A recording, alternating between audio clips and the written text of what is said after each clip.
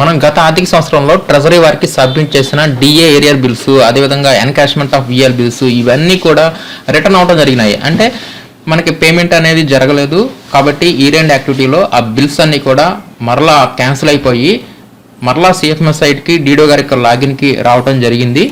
వాటికి సంబంధించి ఈ వీడియోలో పూర్తిగా డీటెయిల్గా చూద్దాం. ముందుగా అందరు డీడీఓలు సిఎఫ్ఎంఎస్ సైట్ ఓపెన్ చేయాలి. సిఎఫ్ఎంఎస్ సైట్ ఓపెన్ చేసిన తర్వాత డీడో గారి యొక్క యూజర్ ఐడి పాస్వర్డ్తో లాగిన్ అవ్వాల్సి ఉంటుంది. లాగిన్ అయిపోయిన తర్వాత ఇక్కడ మనకి ఎక్స్పెండిచర్లో ఉన్న బిఎల్ఎంని ఓపెన్ చేయాల్సి ఉంటుంది. ఇక్కడ మనం బిఎల్ఎంని ఓపెన్ చేస్తే ఇక్కడ మనకి ఈ రెండు యాక్టివిటీ అని చెప్పేసి ఇక్కడ మనకి చాలా రకాల బిల్స్ అనేవి ఆటోమేటిక్గా సిఎఫ్ఎంఎస్ వారు ఈ బిల్స్ అన్నిటిని జనరేట్ చేయడం జరిగింది. అంటే ఈ బిల్స్ అన్ని ఏంటంటే మనం 6 విడతల డిఏ ఏరియర్ బిల్స్, అదేవిధంగా ఎన్కాష్మెంట్ ఆఫ్ విఎల్ బిల్స్, ఇంకా రకరకాల బిల్స్ అన్ని కూడా పేమెంట్ జరగని బిల్స్. అంటే మనకి గత ఫైనాన్షియల్ ఇయర్లో ట్రెజరీ వారికి బిల్ సబ్మిట్ చేసి ఇంకా పేమెంట్ అనేది జరగకపోతే ఆ బిల్ అనేది ఆటోమేటిక్గా క్యాన్సిల్ అయిపోతుంది. మరలా ఈ రెండు యాక్టివిటీ కింద మరలా 2022 సిరీస్తో మరలా డీడీ గారి యొక్క లాగిన్కి సిఎఫ్ఎంఎస్ సైట్లోకి వస్తుందన్నమాట. ఇప్పుడు ఈ బిల్స్ అన్నీ కూడా అదేవిధంగా వచ్చాయి. వీటిలో డిఏరే బిల్స్ ఉంటాయి, ఎన్కాష్మెంట్ ఆఫ్ విఎల్ బిల్స్ ఉంటాయి. ఇంకా మీరు ఇంకా ఏమైనా సరే బిల్స్ పెట్టి ఉండి పేమెంట్ అనేది జరగకపోతే ఆ బిల్స్ అన్నీ కూడా ఈ విధంగా డీడీ గారి యొక్క సిఎఫ్ఎంఎస్ సైట్కి వచ్చాయి. కాబట్టి ఇప్పుడు ఏం చేయాలంటే ఈ బిల్స్ని ఓపెన్ చేయాల్సి ఉంటుంది. ఇక్కడ డీడీ గారు ఒక్కొక్క బిల్లుని ఓపెన్ చేసుకొని ఆ బిల్లుని మరలా ట్రెజరీకి సబ్మిట్ చేయాల్సి ఉంటుంది. అంటే ఇక్కడ మరలా డీడీ గారు బయోమెట్రిక్ అథెంటికేషన్ అనేది వేయాల్సి ఉంటుంది. ఇక్కడ వచ్చిన ఈ బిల్స్ అన్నీ దేనికి సంబంధించింది అనేది కూడా మనం ఈజీగా తెలుసుకోవచ్చు. ముందుగా మీరు బిల్లుని ఓపెన్ చేసిన తర్వాత ఏది డిఏ బిల్ సంబంధించింది, ఏది ఎన్కాష్మెంట్ ఆఫ్ విఎల్కి సంబంధించింది అనేది ఏ విధంగా తెలుస్తుందంటే మనం బిల్ ఓపెన్ చేయాలి. బిల్ ఓపెన్ చేసిన తర్వాత ఎంప్లాయీ డీటెయిల్స్లోకి వచ్చేసేసి ఎంప్లాయీ యొక్క సిఎఫ్ఎంఎస్ ఐడి మీద క్లిక్ చేస్తే ఇక్కడ మనకి ఆ బిల్లుకి సంబంధించి ఎర్నింగ్స్, డిడక్షన్స్ ఇక్కడ మనకు కనిపిస్తాయి. దీన్ని బట్టి ఆ బిల్లు ఏంటనేది ఈజీగా ఐడెంటిఫై చేయవచ్చు. ఇది డిఏ ఏరియాస్ సంబంధించింది బిల్లు.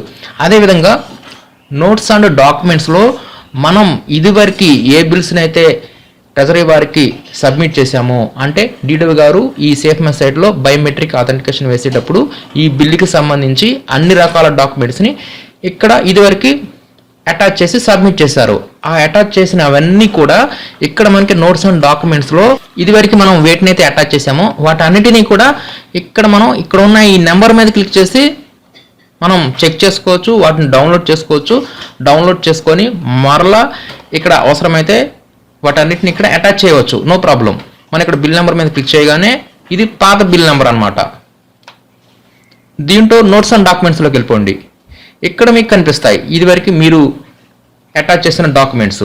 ఈ విధంగా ఆ డాక్యుమెంట్ని ఓపెన్ చేసేసి ఈ బిల్ అనేది దేనికి సంబంధించింది అనేది మీరు ఈజీగా ఐడెంటిఫై చేయవచ్చు. ఆ డాక్యుమెంట్స్ని డౌన్లోడ్ చేసుకొని బ్యాక్ వచ్చేసేసి మరలా ఈ కొత్త బిల్ ఐడిలో మీరు వాటిని అటాచ్ చేయవచ్చు నోట్స్ అండ్ డాక్యుమెంట్స్లోకి వచ్చేసేసి.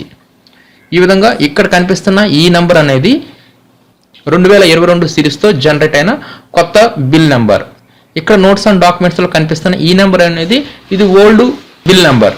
ఈ విధంగా ఓల్డ్ బిల్ నెంబర్లో ఉన్న అటాచ్మెంట్స్లో ఉన్న డాక్యుమెంట్స్ ద్వారా ఆ ఫైల్ ఏంటనేది ఈజీగా మనం ఐడెంటిఫై అనేది చేయవచ్చు. కాబట్టి డీడీ గారు ఏం చేయాలంటే ఇక్కడ బిఎల్ఎంలో ఇంట్రీలో వచ్చిన అన్ని ఈ రెండు యాక్టివిటీ బిల్స్ని ఓపెన్ చేసి నోట్స్ అండ్ డాక్యుమెంట్స్లోకి వచ్చేసేసి పాత బిల్ ఐడి ఓపెన్ చేసి ఆ డాక్యుమెంట్స్ అన్నిటిని డౌన్లోడ్ చేసుకోవాలి. ఆ బిల్లు ఏంటనేది ఐడెంటిఫై చేయాలి.